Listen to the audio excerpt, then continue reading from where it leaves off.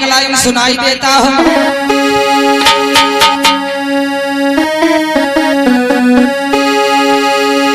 कि हमका परदेसिया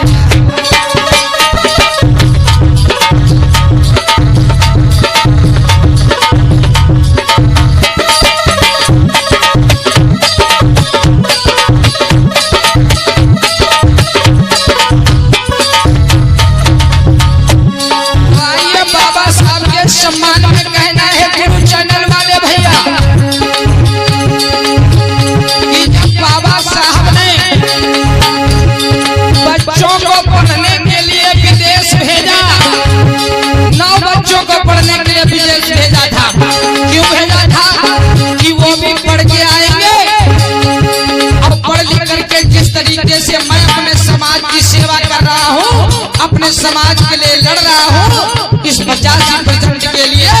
तो ये 9 बच्चे विदेश से पढ़ करके आएंगे और ये भी अपने समाज के लिए लड़ाई लड़ेंगे। लेकिन ऐसा नहीं हुआ मेरे भाइयों। उन बच्चों ने वहीं पर पढ़ लिख करके और वहीं पर शादी कर लिया और वहीं पर अपना घर बसा करके रहने लगे।